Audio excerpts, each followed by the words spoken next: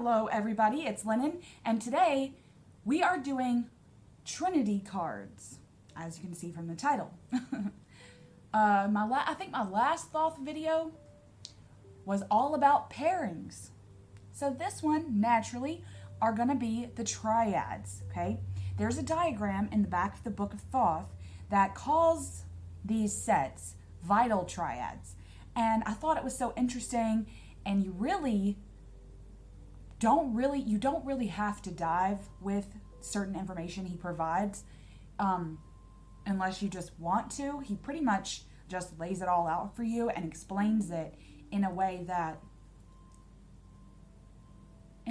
basically you would feel, okay, I'm not saying to take his word, but it feels that way. Like, you can just take whatever he says, you know? I imagine him being one of these really charming people that you could listen to talk for an hour straight, but he was probably pretty arrogant, but he had lots of charm. I mean, I'm just imagining that. So, now, yes, we're going to go off the Book of Thoth, but I did, because I like to chase rabbits, I did take some of his information and try to look up some of these trinities in other Thoth books, like Lon Milo Duquette's book, and maybe even some Gerd Ziegler. We'll see. I think I've written some quotes down from both of their books as well. So, okay, now here's the first set, and I'm going to turn them over, okay, and show you. Okay, and here's the first set. Now, some of them, just initially, because you wouldn't think that the Hermit has anything to do with the Fool and the Magician, okay? But like I said, he explains to himself pretty well. And I'm going to tell you about this. Now, this grouping, okay, this Vital Triad, is called the Three Gods. Now, the way I interpreted that is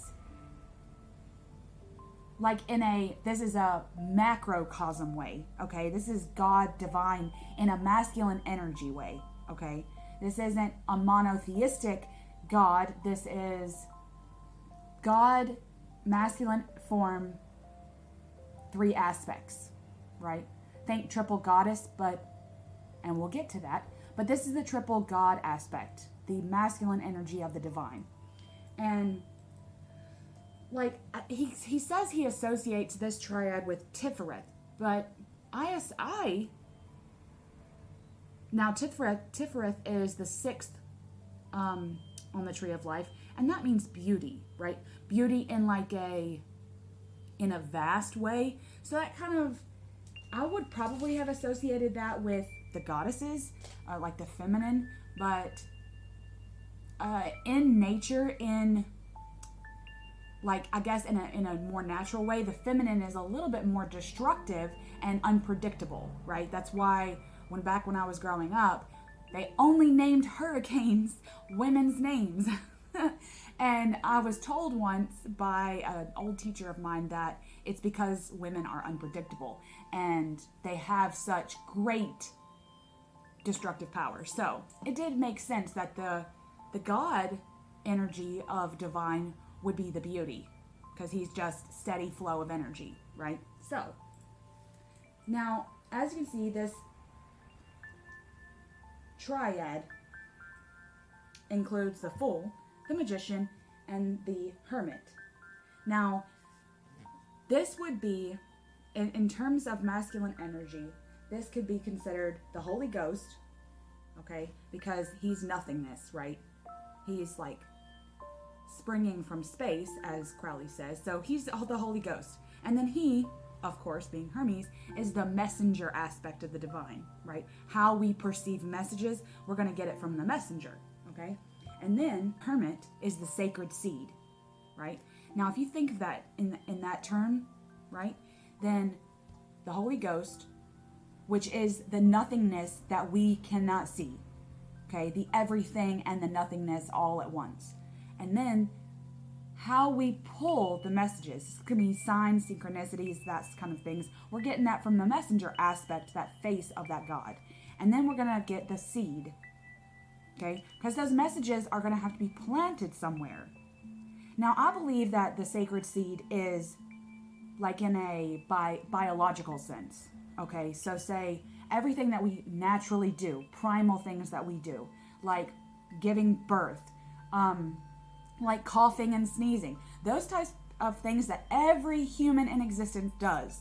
Okay, and I think that the sacred seed is the things that are universally planted in us. And that can even extend to the way we love, the way we perceive a smile, right? Those things are universal, and you can find those all over the planet. Everyone smiles the exact same. So I think the sacred seed is biology in human existence. Like the hermit, like if we think of this in terms of what Crowley wants, then the hermit would be Yod, right? Which is the Father. Okay, so we could even say Father, Son, Holy Ghost. And the Father is wisdom, right? And like when we think of the Father, we could kind of think of the Emperor, right? But the Emperor is actually in another triad in this, so we'll get to that. And because of the spermatozoid that we have in this particular card, we kind of think of this as fertility, right? Wisdom with fertility. Like I said, biology, planting of the seed, right? The way we have sex, it's all ingrained into us. I think that is important with like the mystery of life, okay? The mystery of why we all know how to do everything. Then we have the Messenger Hermes, or the Magus, or however you want to say it. And he's like he's willpower. He's like the energetic part of the divine. So if you've ever seen the movie The Odyssey, that's one of my favorite tales, and is the Iliad and the Odyssey. But when in the movie aspect, and Odysseus is trying to get to I think he's trying to get to either Calypso or Circe. He's on a cliff, right? And Hermes is flying around. And I thought, that's exactly how I want to get messages from the divine. I want him to just fly around and deliver these envelopes with those beautiful wax seals on the back or scrolls, like that's how you want to receive messages right there. So that's very much what the Magus is. It's like willpower, your will, your work you put in to get the sacred signs. Okay, now we have the Fool. We're kind of going backwards with this, but like I said before, he's nothingness. He's unmanifested. I don't mean nothingness in terms of like void. He's just unmanifested, but he is there. He's like the part of the divine that has ascended, maybe. Like he's purely abstract. He's an abstract thought that we may have in terms of the divine. Okay, that was a lot of information, people. So with that first triad, you can kind of see where we're going with this and how much work seemed to have gone in to Crowley's understanding of all this and the correlations that he did with all of this, And I think that in order to understand the deck, we kind of have to, even if we don't always agree with Crowley, we sometimes have to get into his head a little bit, and then we'll be able to actually read with him better. Not, like I said, not that we'll actually agree with whatever he says. Okay, so like I said, the first three were the masculine energies of the divine, and these are the feminine energy of the divine. Okay, that we have the High Priestess, the Empress, and the Star card, and they are respectfully called the Virgin, the Wife, and the Mother. So the Priestess, she would be the Virgin, potentially the goddess of fertility. Like the Fool, she could be considered like the feminine aspect of the Holy Ghost, the unmanifested reality of the feminine in the divine, okay? And then the Wife, which is the Empress, well, basically, being the wife, she would be okay, so I guess she would be considered Aphrodite, okay? Lon Duquette calls her the Scarlet O'Hara of all the gods, and I thought, yes, like you can even see Scarlet O'Hara, like this pose that this particular Empress is sitting in. It's like you see Scarlet sitting there at that picnic, and she's like, well, fiddle-dee-dee, she's just wanting all the attention. And I thought, yeah, that's definitely what. I believe that Crowley called her the wife to indicate that you have to have a husband and wife to maintain the whirling equilibrium of the universe, okay? And I think that he means that in terms of positive and negative. That's like system thinking, that you can't just have masculine energy out there in the universe. You have to have feminine as well. And I think that that's why he calls her the wife. And finally, we have the star, which is the mother, which I wouldn't have thought would be the mother.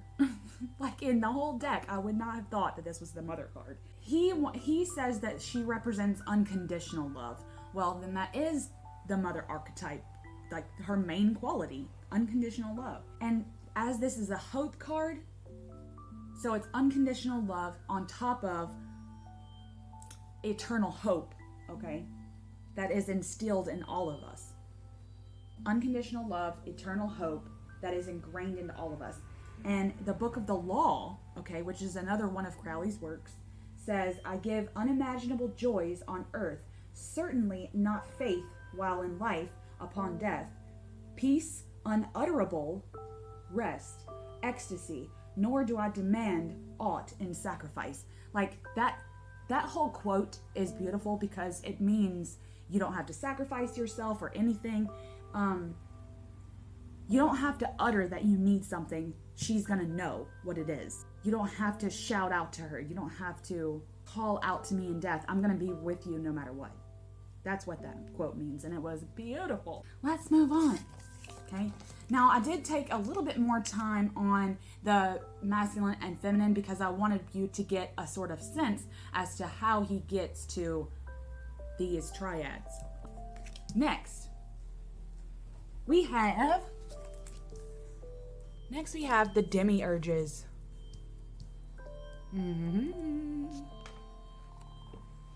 Now, a demiurge is a being that's responsible for creation of the whole universe. So if the first 6 cards were unmanifest, these are the first manifestations because these aspects right here are creating the universe as we know it. They're heavenly beings. They are subordinates of the other 6. Okay, so these are right under all the other 6 cards. Like all the other 6 cards are like way up here, and it's like these report to these people in universal standpoint. And the Wheel of Fortune is first. Okay, we have the Wheel of Fortune, the Emperor, and the Hermit. I mean, not the Hermit, the Hierophant. Now, Crowley calls the Wheel of Fortune the All-Father. He's not supernal, okay, but he's material. So he's on the father on the earthly plane.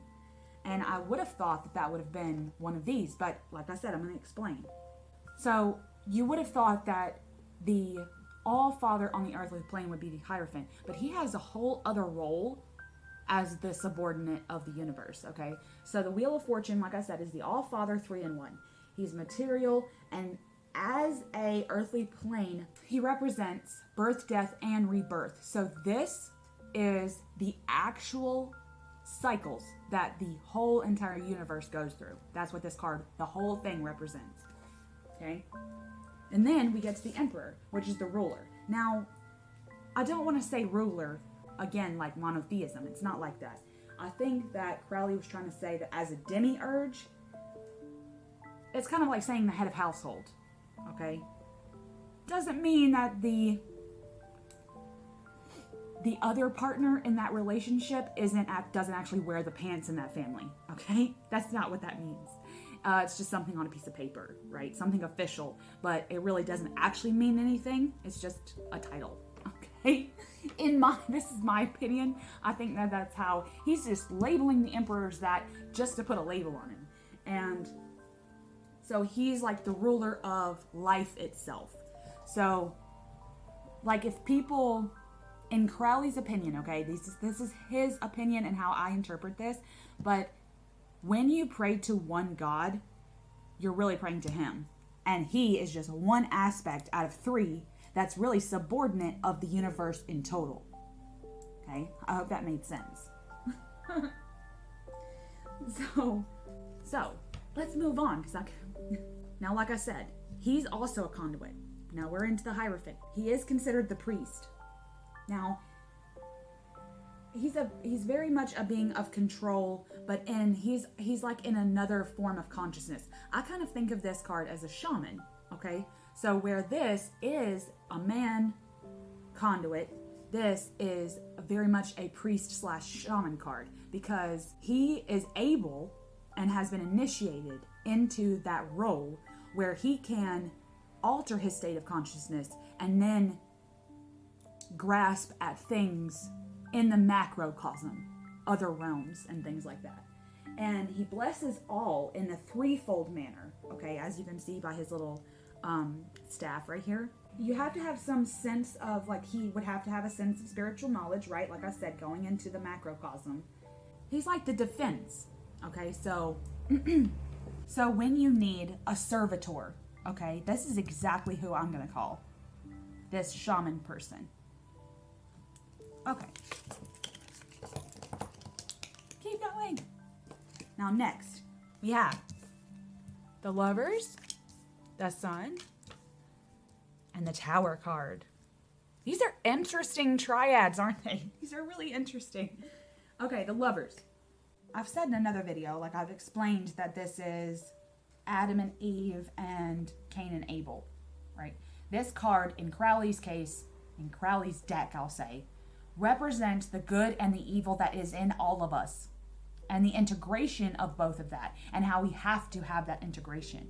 And this is that first step of integration, like that first thought and that first knowing that you have both good and bad, a darkness and a light. So essentially, this is one child, and we are seeing the personification of both of their aspects. So then we have the Sun, which is these babes, okay? They're playing. This is a playing card. This is, in most other tarot decks, I consider this card like a pure happiness card. But in Crowley's case, this is the word play. We've gotten out of touch with that. We've gotten out of touch with the fact that we have to have play in order for our brains and our bodies to form muscle memories, right? You have to have that sense of joy when learning something, instead of it just being like in today's world, this like over. Okay, so this is like this is the twins playing and finding the balance. Now, back in the ancient, like I'll say ancient times, okay, when you think of it in terms of like astrology, people would think that the sun died every night, like it would die and be reborn, die at night and then be reborn every morning. And that's a huge concept to grasp. I actually love how he puts the zodiacal belt around this, because it just further cements it, So because they thought that way in that time, and not Crowley's time, he's talking way, way back, okay? That if that's the case, then in order to find the balance, okay, because in this card, we know that there's a distinction, but we don't know what to do with it. And then this card is about finding the balance, and in order to do that, we may have to go to death every day, like the sun. We may have to go underground like a Nana, There's so many ways to get to death and to let go of. And when you do that and you find that balance is when you get here to this beautiful hill, right? I love this quote in Lon's book. Death is an illusion, every bit as much as night is an illusion. And that really made me think of this. The way he explained it. Like I said, you'd think that he would have picked the moon card for this, but he picks the moon card for something totally different. And then the Tower, okay? Now, in the form of this trinity, okay, he names this the crowned and conquering child emerging from the womb. If you thought about that in terms of like Christianity, this would be the Immaculate Conception. Okay? Birthing something that will be something great. Okay? I believe the Immaculate Conception is all of us. Okay? Like this is a manifestation of all that we are. we are all immaculate conceptions, and that we are all birthing our own conceptions. Now, the womb is this mouth here, okay? This dark mouth with this child emerging from it. The child being the fire. If you thought of that in terms of tarot alone, the fire energy, that's birthing a whole bunch of things. That's birthing passions and your dreams, manifesting so much with that birth. Not so much an actual act of birth. And the sacredness of the womb is knowing yourself as you do with the sun, which, like I said, you have to find out, you have to find the balance. The next possible place to go is out through the fire, right? You've gone to the unconscious, you've gone to death, let go of the ego. The next thing you have to do is to get birthed out again. You have to come back up. You have to ascend. You have to ascend. Because what you find will turn you upside down in a way of shock and awe kind of a thing, then opening yourself up as this figure, not locked down in this, constraint of the tower. You have to allow yourself to be reborn. You have to allow yourself to feel the shock and awe. Okay. We're moving right along. We only have 3 more trinities here. Okay. Adjustment. Art. Chariot. Yes, it is. So, okay. These are called the Yoni Gaudens, okay, which could translate to procreative energy. The woman justified, as Crowley states, okay? Now, the Holy Grail is the chariot. This energy right here in the center is the Holy Grail, okay? And the merging of two, this would be the merging of two as one, not in marriage, but in a connection, okay? I can even go as to say this is like the act, the ecstasy of about to act in a sexual relation, in something that has to do with desire, but you're merging two things. And this is a coming together card, okay? So it's like the ecstasy that's felt in the center of the body, okay? That Kundalini-like energy that's present, okay? Then we have the marriage. Of course, we all know that this is like the Temperance art card, and that this is a complete merging of the two. So right here, we're feeling it. We're feeling the ecstasy, but we're still two beings, and here we have become one being. This is the complete merging of those two entities. It's like the merging of equal but opposite assimilations, okay? That's what's happening right here. Well, then what would come after that? Complete balance, right? If you go all the way back to the children, once we find balance and you have that act, you have that like balance and opposing force, a way of annihilating illusion by the marrying of the opposites, and this is what that is. Okay. This is so fascinating, you guys. Next are the slain gods. Now we get into lust. And we're going to have the hangman and death to accompany that. Where is this going to go? Now we all know that lust is the mistress of us all, okay? She is the desire in us all. Every form of desire that we have. And being receptive to that, an unconditional form of that supreme desire that is like floating out here for everybody on the planet to just grab up and touch. Okay, that's what she represents. Okay, a consciousness so high that it's like we are deity itself. That's what she gives us, kind of like this drunkenness off that. The moment we all come to eventually, that lust for going home and returning to the deity. Like, if you think of it in terms of like the hero/heroine journey, that's coming home again. This is in most women and in like most men, they need to get back to their mothers, and then most women, they need to get back to earth. And there's a big difference in the two. Now, as we are in that stage, we're going to eventually get to here, the Redeemer. Okay, this is what Crowley calls this in the Trinity. The Redeemer in the water. If lust was the sacrifice in like our inhibitions and how we have to sacrifice the fact that we have to get back to before Adam and Eve felt embarrassment. Okay, you all heard that story where it wasn't until they figured out what embarrassment or shame was that they figured out they had to cover themselves. She's trying to get us back to that. So then the hangman would be the sacrifice of self, okay, the ego, more so than the other cards we've talked about with that.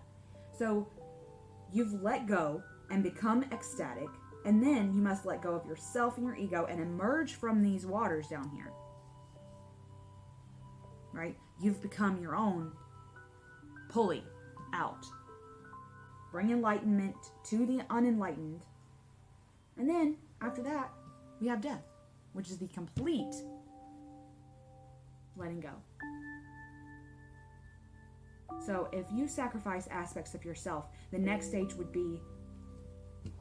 have to be death. Death as in continued life anew. Death is having to happen in order for the rebirth to happen in all things. You have to die.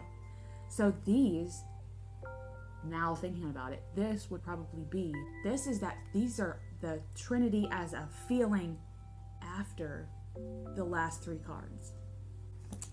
I love how he associates some of these, because you wouldn't think that any of them go together.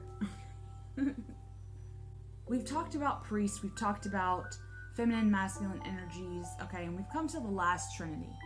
And the way he words this, it kind of sounds like he's making shit up because we've already gone through all three of these. But I'm going to tell you what he wrote and see what we can ascertain, okay? First is the Devil card. And then we have the Moon card. And then we have the Aeon card, or the Aeon. And the Devil, he's something other than evil. He's not evil. He is life in its most unrestrained, seeking, searching, okay, always searching for something.